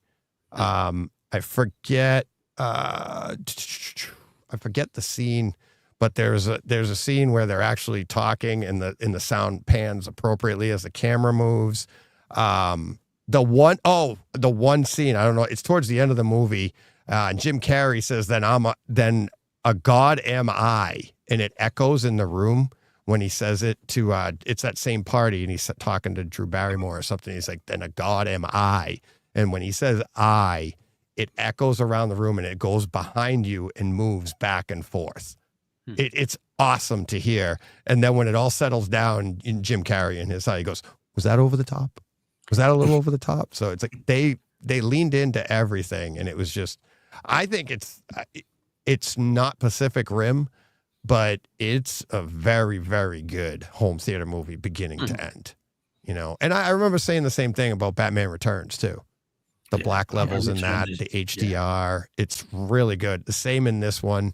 The detail that you get, it's not as dark. There's a ton of neon. It's very bright, but there is a lot of dark scenes that look really, really good. And then, of course, it's just Val Kilmer it's just great. He's not your epitome of Bruce Wayne or Batman, but it's just so much fun. So much fun. Did Van Gogh said in the chat that he had heard that Tommy Lee Jones and Jim Carrey didn't get on very well. There is a famous story that the Empire team talk about a lot, and a couple of them follow me on Twitter, and we've spoken over the years, and they talk about apparently Jim Carrey was in a restaurant and saw Tommy Lee Jones over the other side of the restaurant, went over to see him. It wasn't long after they'd started filming. And Jim Carrey went over and said hello. And Tommy Lee Jones apparently said, I cannot sanction your buffoonery. Jeez. Oh, my God. Jim Carrey walked away. Oh, wow. Yeah. Okay. Yeah, exactly. Yeah. But what's funny is when you see him in the movie, it's like he's just as crazy. He's more over the top than Yeah. But there it is. Yeah. And it's, like I said, the way he acts at the end of Under Siege when he's like losing his mind in that movie is like that's this entire movie, and even more so. But he does a great job at it, and it's campy as hell. His makeup, it looks great on one side, but that hard line down the middle, you're like, that's not real. It's just comic book movie, fun. And, it's like a big budget of 66, really. It couldn't be more different to Batman Returns, could it? Or Batman 89, if it tried. No. But it's all tied in. It's all tied in because you have the same commissioner. You have this, obviously, it's the same Alfred. universe. But yeah, it's the same universe. They reference earlier on. But yeah, Chase Meridian. Yeah, she's a psychiatrist. Oh, yeah. So good. So good. So, all right. Let's see. So that was my first one. All right. What do you guys want? What do you want to go to? I didn't even give you the, here we go. Here's my image. I forgot to pull this up. All right. They did. So, that was it. We saw that. That was there. Talking about the costume. Oh. That's now look, that's when it's Kate Beckinsale, that's fine, right? Yeah, that's Val Kilmer right there. Yeah. How can you tell? exactly. That's Is like that America's ass? I don't know. Yeah, it's like what's so funny about it is I'm looking at him like there's a hole in the bat suit for a piece of string to come out. If you look at that closely, it is I don't that know if I want to ridiculous. look that close. It's that ridiculous. It was on. I got a 110-inch screen. I was like, oh my god. So yeah, there you go. Is that a zipper? Like what is? No, it's Yeah. a string. Oh, It's geez. it's a string like he's wearing a string thong or whatever on the outside. It is Nobody asked for that. It's like a Asked for that. ripcord. Asked for that. Why, DJ? Why, DJ? I only say this. Why not? It's in the movie. But it's like, oh my God. That's Jordan. Now that's badass. That's good. Rachel, just why? Why? Oh God. So great. So yeah. So I saw that. I was like, oh God, I got to pause that and take a picture. All right. What do we want to do? Take your pick, man. Go for it. Ooh. I haven't seen this, but you two have. So Ooh, have we? let's get to it. Oh. John, do you want to go first on this? You did see it first. I did, yeah. Okay, well, this is The Studio on Apple TV Plus, starring everybody in Hollywood, I think. Yes. This is a Seth Rogen and oh man, I'm blanking on Evan. What's his Goldberg? Evan Goldberg. Yeah, Mhm. written and produced a new comedy on Apple TV. Which is kind of an insider's view of the movie industry. Seth Rogen plays the head of a major studio, and all kinds of inside baseball stuff goes on. But yeah, this is fantastic. It's a true sitcom type of show, and it is really, really great. It's one of the funniest things I've seen in a long time. And I am not the biggest fan of Seth Rogen. I mean, I could take him or leave him. Some things I really like him in, other things I don't. But he is great in this. This is really, really well done. And like I said, it is a who's who of Hollywood. With everybody except for the studio personnel playing themselves. Seth Rogen obviously has a character that he plays. But everybody from Ron Howard to Charlize Theron to Steve Buscemi. I mean, everybody is here playing themselves. And like I said, it's fantastic. And then home theater wise, it's Apple TV. And so, again, this isn't your action show with, car chases and gun firing and all that stuff, but it's very good. There's a lot of, ambient atmos that takes place. And just really, really highly recommend. So. Yeah, I agree. I absolutely loved this. And I hadn't heard anything about it. This was a short clip that I happened to see on Twitter of the Ron Howard argument, shall we say, which just so good. What is this? Yeah, I was like, what is this? I thought, is it Curb Your Enthusiasm, and which I've never seen, and I just thought, is that what this is? I don't know, but it looks amazing. And I put on episode 1. I got to the office at 7:00 in the morning, which is there very early. Yes, sometimes I do. And I thought, you know what, I need to see this. So I put on the X-Real glasses, plugged it into the phone. And I thought, well, let's just see what it's like. The first episode just flew by, straight into the second one, straight into the third one. And I just blitzed it. And I haven't laughed so hard at that time of the morning for quite a long time. And it was absolutely fantastic. And I didn't know you'd seen it at that point. So I immediately texted you guys, like, guys, you've got to see this. So if you're a movie fan. I got to step out for a sec. I'll be right back. Yeah, no Sorry. Yeah, no worries. So yeah, if you're a movie fan and, if you're listening to this and you're not, why are you here? Right. then you absolutely owe it to yourself to make a beeline for this, because it is absolutely hilarious, and everything you've ever wanted to think about Hollywood in a disparaging way is well and truly represented here. They're all idiots. They're all wealthier than God, and they're all absolute idiots, and no one knows what they're doing, and it's just absolutely incredible. And apparently, I thought that whole the Oner episode was the Oner, so good. Which, of course, and it's done in a Oner. Right. Done that way. So the second episode is called The Oner, and they're trying to get this shot of a long one take shot, and he keeps interrupting it for various reasons, and yet the episode is done in one.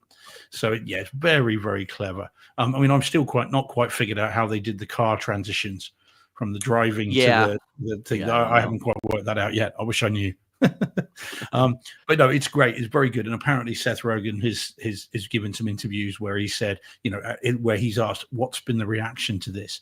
And he said, I've had calls from just about every major studio head saying, one, it's very accurate, and two, watching it gave me stress hives. Yeah. So it's just like a day at the office. Right. So very, very good. You'll never look at Kool-Aid the same way again. And it's very, very good indeed. I thought this was fantastic. So if you haven't seen it yet, make an absolute beeline for it. I think it's the funniest thing on Apple TV. I prefer this to Ted Lasso, which I really, really like, and even Shrinking, which I think is a masterpiece of acting and everything else. Yeah. This is something that I could watch forever. Neither one of those are trying to be as funny as this is. Mm-hmm. Yeah, this is farce, isn't it? Yeah. Mm-hmm. I mean, both of those shows are great, but there's drama and there's feelings. Mm-hmm. This has none of that. This is pure farce. This is taking aim at Hollywood with a sort of sledgehammer, not a scalpel. And again, everything you've ever heard about them is great. It is well and truly sent up here. I think Catherine Hahn is fantastic, and it is the sort of the marketing. The marketing manager. Yes. Yeah. And I'm not a big fan of hers in like the WandaVision. Yeah, and Agatha all along. I couldn't watch Agatha all along because of her. She just does my nut generally. But she was great in this, and very, very funny. So there's a new episode out tomorrow. So that's episode 4.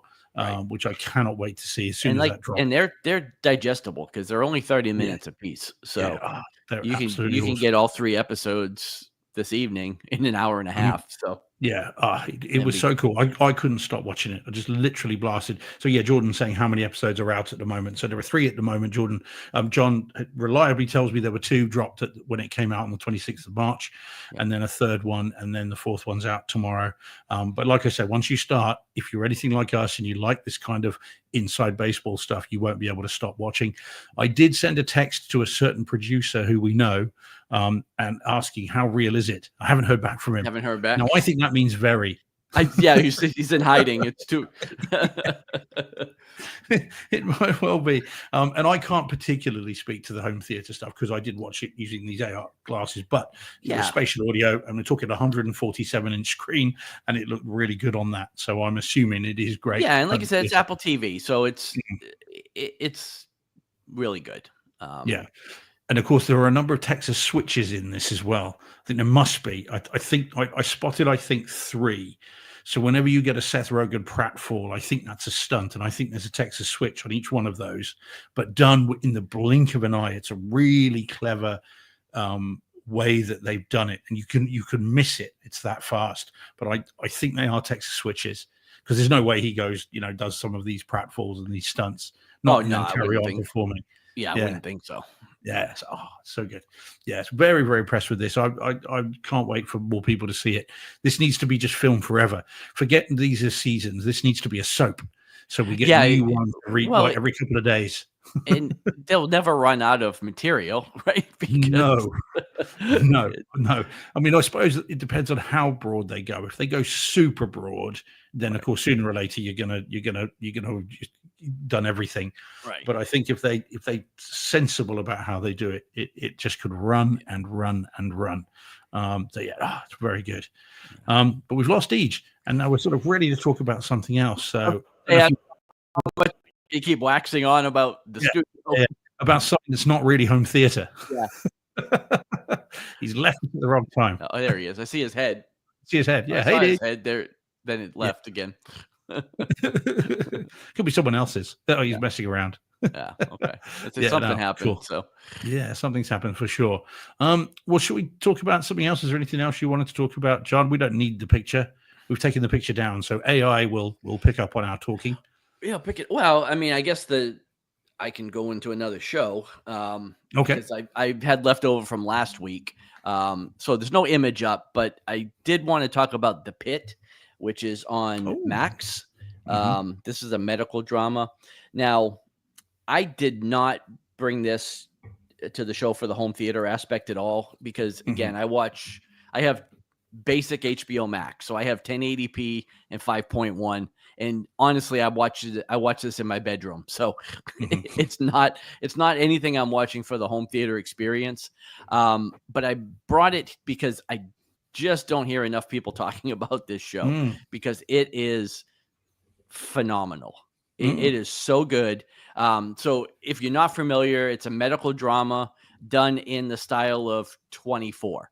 So it's 15 episodes, a 15-hour day. Every episode is 1 hour sequentially through the course of one day in an ER. The only named actor that I'm familiar with was Noah Wiley, who you would know from ER fame if you watched ER back in the day. But he plays the main character here. But this is just gritty. Oh, we lost DJ altogether. Yeah, he's gone. And it's just a gritty, semi-realistic medical drama, because I'm not a doctor, so I don't know how realistic it is. But I do hear people chiming in on social media and different things, talking about how it's fairly fairly realistic as far as medical shows go. But it's just great. It is really good. There we go. It just popped up. That's clever. This AI is getting better and better. I tell you. This is the first show I've watched since Game of Thrones that is appointment TV for me. Like Thursday night at 8:00, I put this on and I watch it live. There's one episode left. Episode 15 drops this Thursday. So like I said, I can't speak for the home theater part of it. Although I would imagine in Atmos, it's probably quite good because it's a busy hospital ER. And as you can imagine, there's ambient sound all over the place. It's not bad. I've watched one or two episodes on the big TV with the, surround sound, and it's fine. But the majority of these, we're laying in bed watching on the TV in the bedroom. But again, I just doctors and nurses, John. That's it. Yeah. Well, right after. So at 10 p.m. on Thursday, not to get too personal. No. Oh, Dr. Saccone. But it is just, like I said, it is riveting television for me. I really enjoy it. And like I said, I don't really hear a lot of people talking about it. So I figured I would bring it here so people can have a chance to watch it. But so why is it called The Pit? Well, The Pit is a euphemism for the ER, but it also takes place in Pittsburgh. But I really think it's more like they call the ER The Pit, because I've heard that in other medical shows too. Going back to even ER, I've heard them refer to it as that. So I guess it's a medical term for well, that. I mean, if ever there was a genre that has been, in TV at least, done to death. Oh, it is. And it's the medical drama. So to bring it and make it interesting and well, as you say, appointment TV, that's a hell of an achievement, isn't it? Well, and you can get, it's Max, so you can go a little bit deeper than you can go on Grey's Anatomy on ABC. You know what I mean? Like, it's a bit bloodier. It's a bit more realistic, But so Steve Att says, my friend, formerly an MD, a quack who's gone to the dogs, said it is the most realistic presentation of an ER he's ever seen. Oh, well, there you go. Again, seems to, from my perspective, not having ever worked in one, but I've watched a lot. I do like the medical drama genre, I guess. We've watched all of we watched ER. My wife and I have watched a lot of these shows. It is seems to be the most realistic, and it's definitely the grittiest. And the last couple of episodes have been like just out of this world good. So, Mm.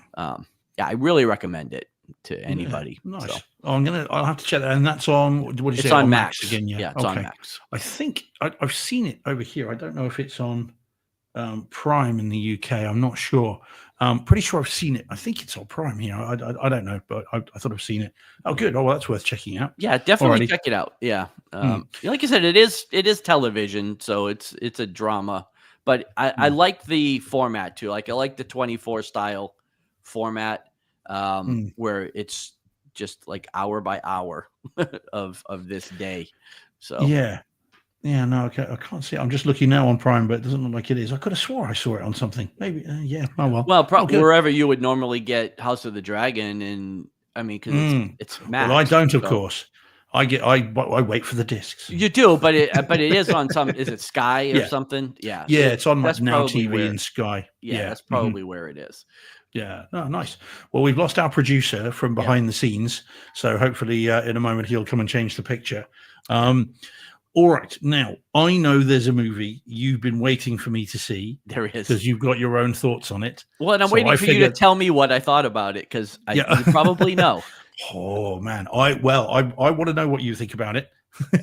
So this movie then is, AI, if you're listening, the Coralie Forget's The Substance, which was much ballyhooed in awards season.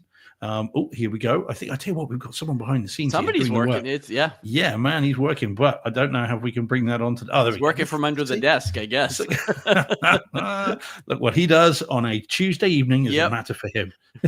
So this is, Coralie Forget's, I think I'm saying that right, The Substance.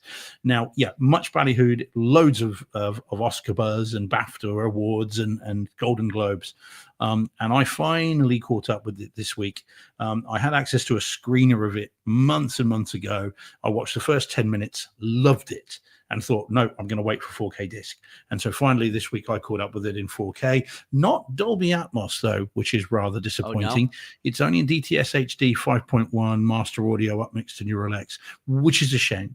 But there we go. So what did you think of it, John? And then I'll tell you what I thought of it.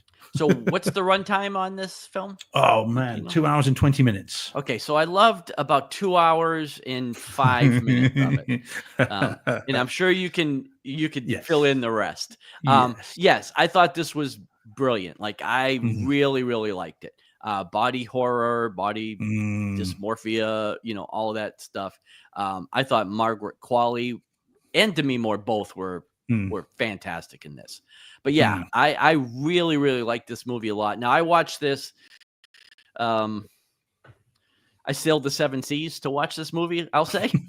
So I don't have it on. It was a crappy stream, so I can't speak at all to the again the 4K or the sound, the 5.1 sound, whatever. But I really liked the movie, again, until about the last 15 minutes.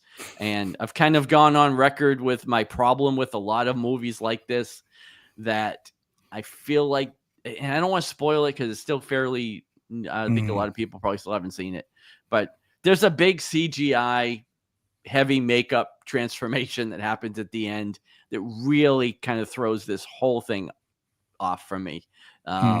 It won't spoil it to the point where I won't rewatch it, but I really I did not enjoy the finale of this film. So it does go bananas. Yeah.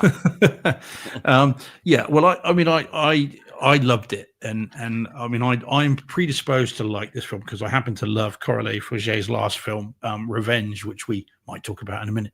Okay. So I was ready to really like this, and as I said, having seen the first 10 minutes on a screener and then decided to wait, I'm glad I did.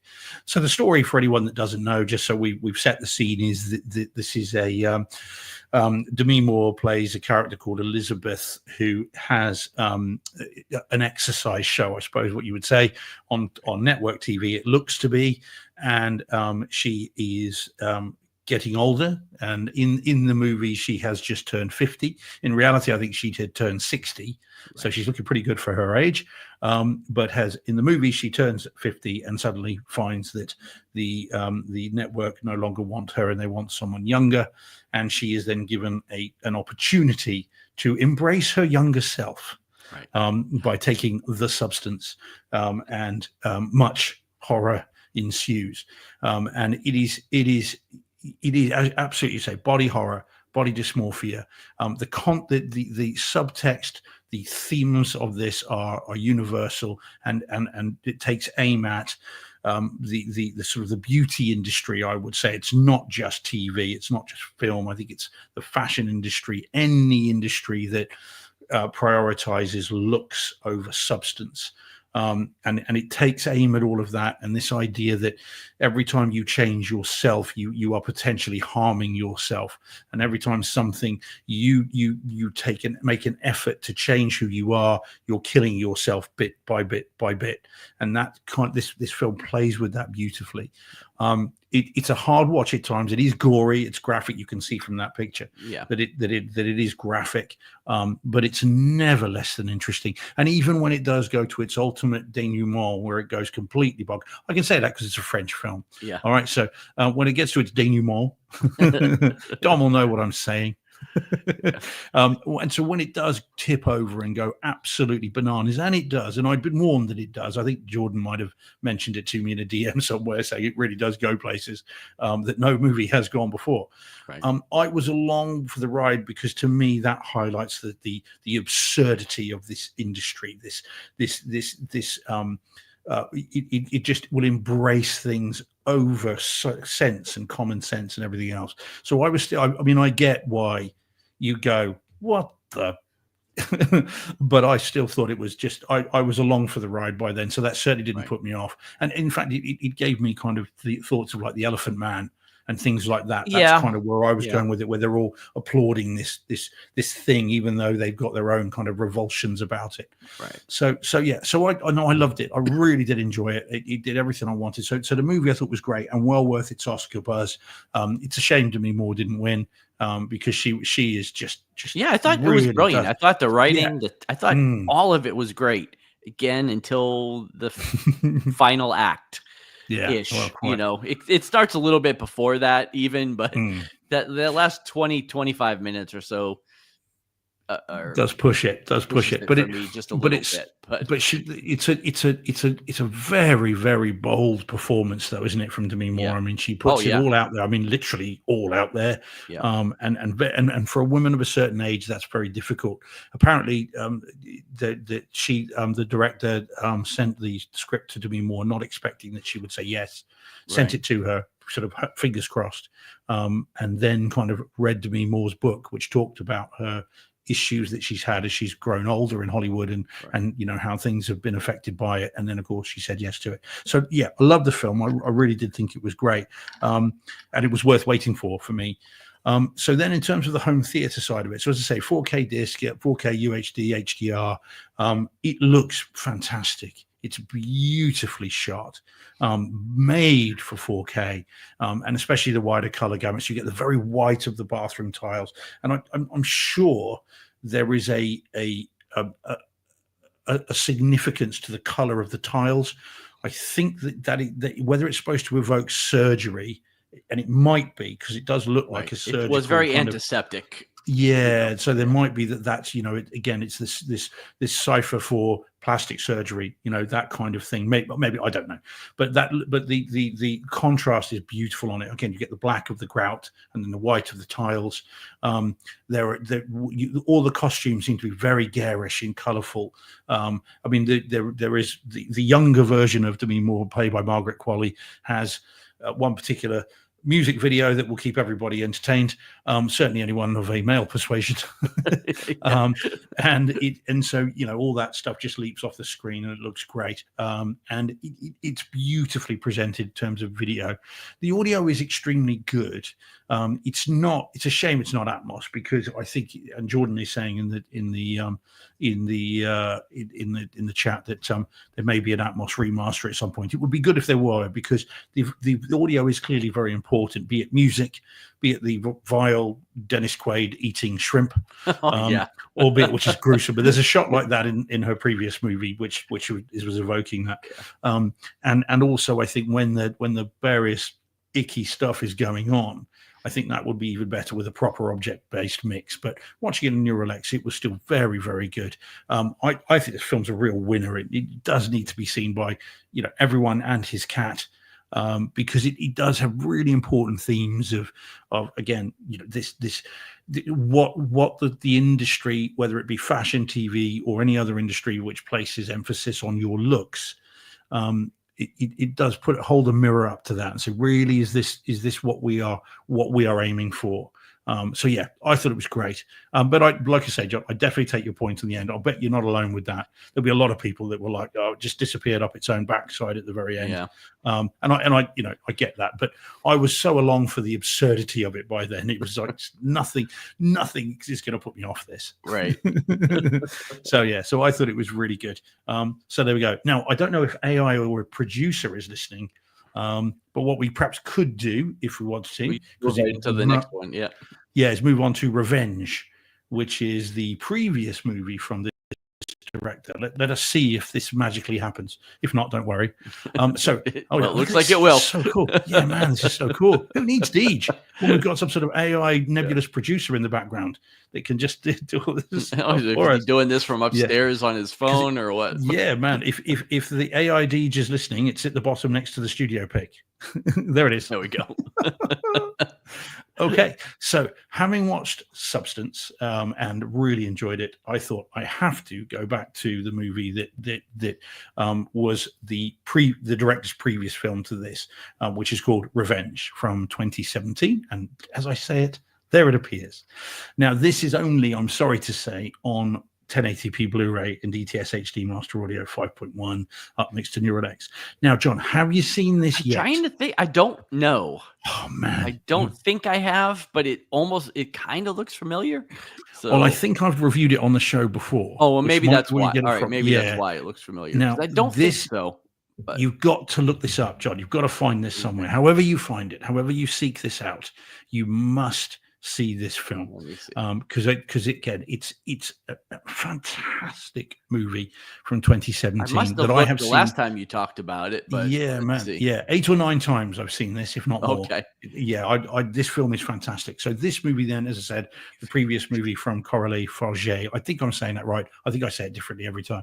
And this is a movie that is a rape revenge film, 2017? 2017. It came out kind of over here, I think, in 2018. So either of those 2 years. I mean, it's obviously the most generic title. There's a lot of revenge. Yeah, there's a lot of revenge on IMDb. Yeah, just generally. Yeah. Yeah.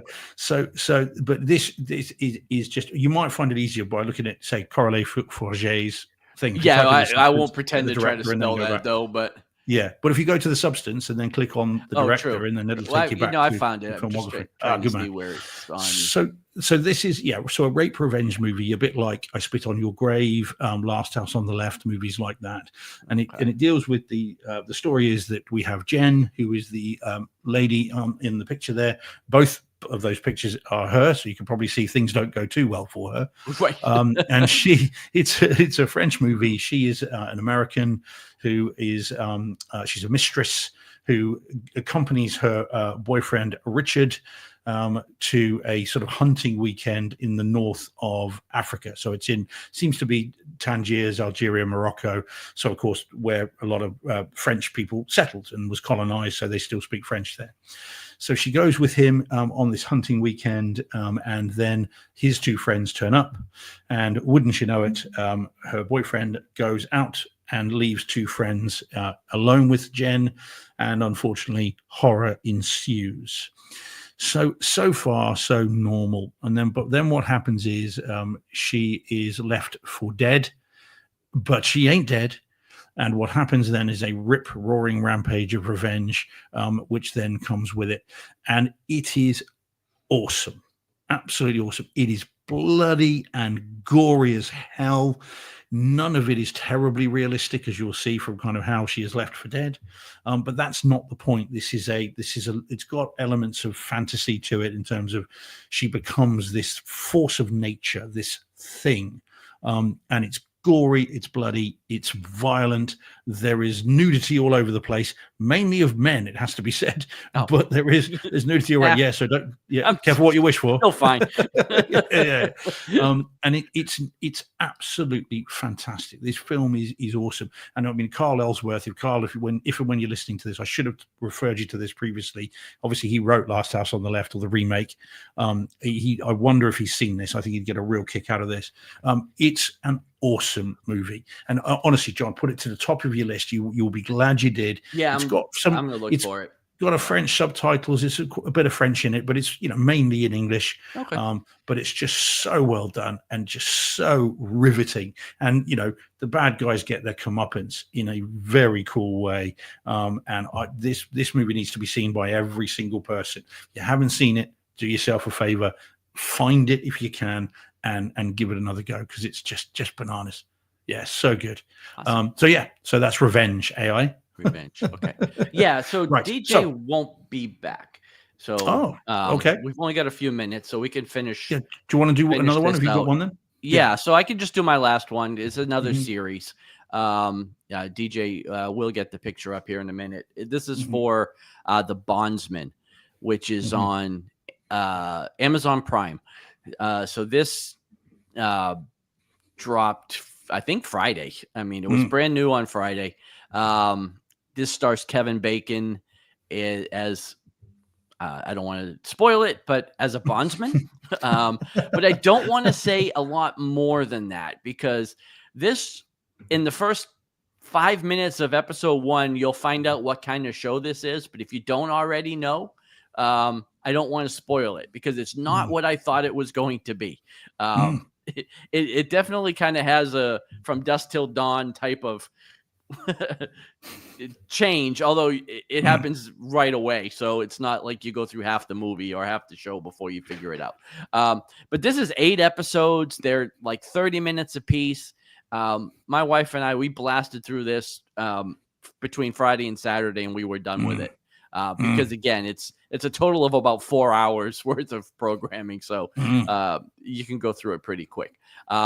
But this was super fun. We really both enjoyed it a lot.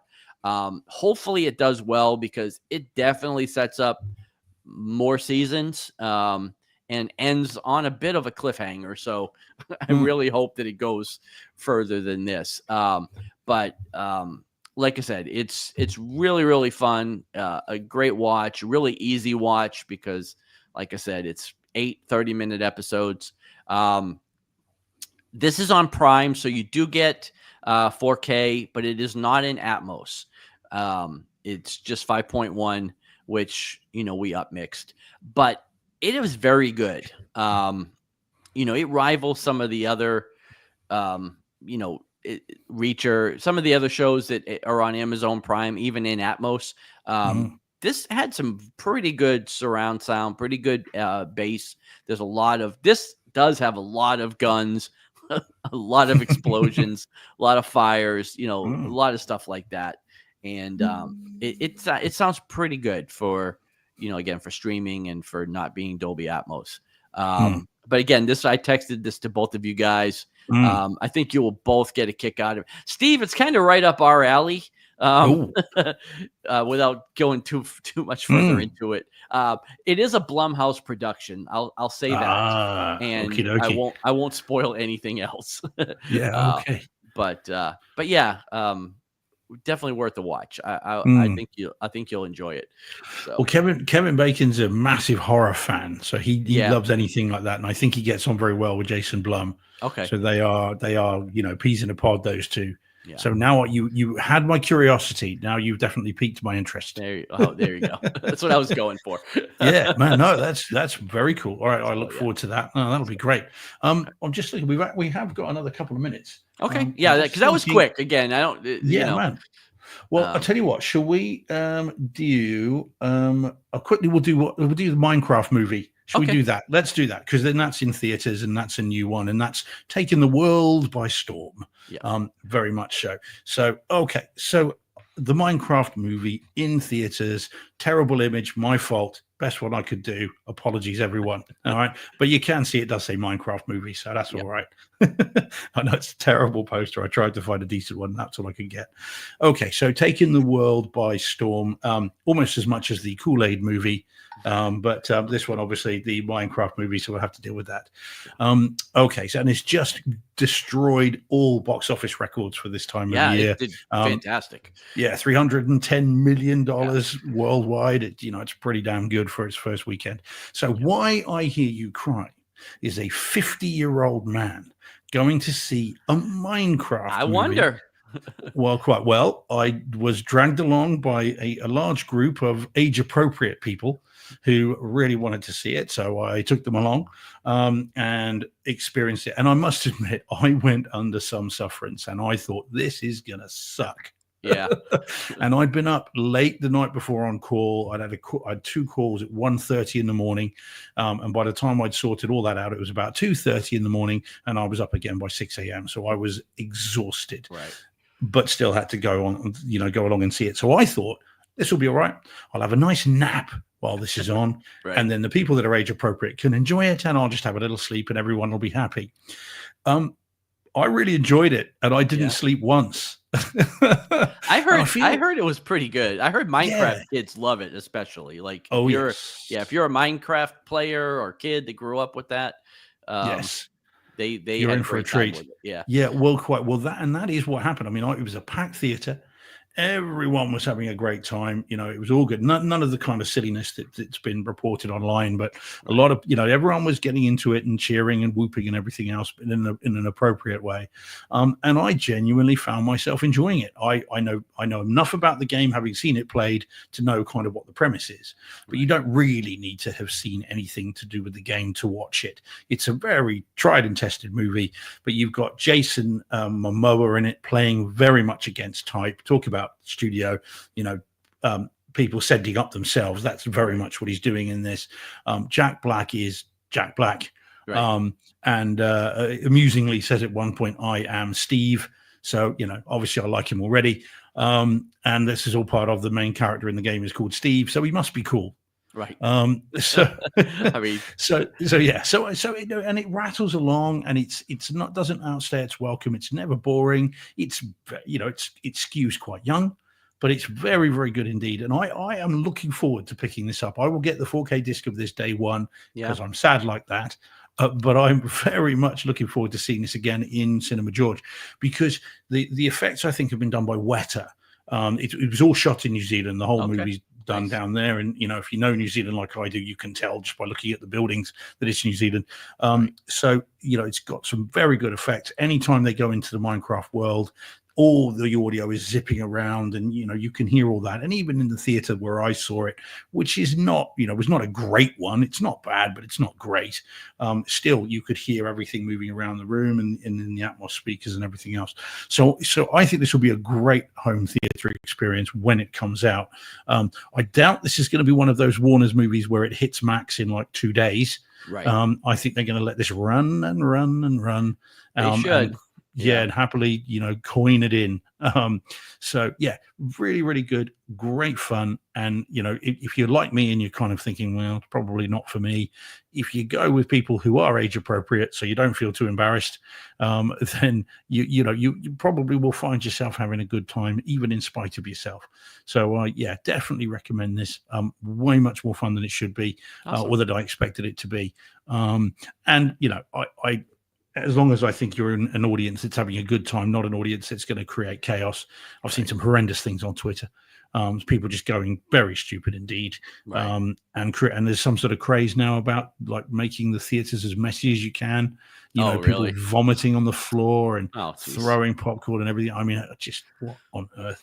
But like I said, perhaps therefore this is a home theater movie after all, and you don't do that in your own home theater. I say don't do that in your own theater. No. What if you do? It's up to you. Right. But certainly don't don't do it to someone else's theater. Right.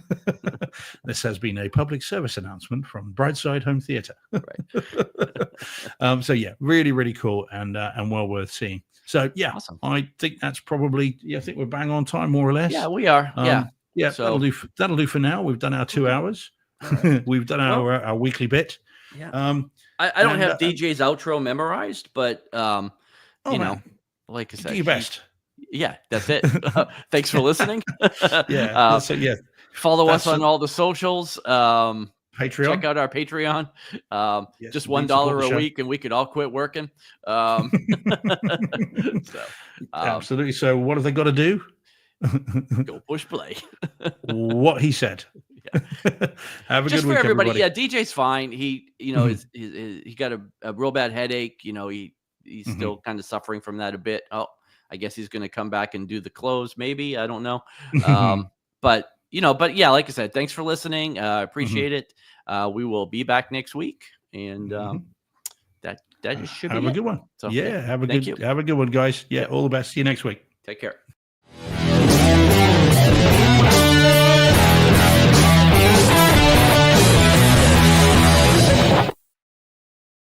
Hey, Fred. This has been a Hey Fred production with theme music by Jeff Bernhardt and Throne Vault Productions.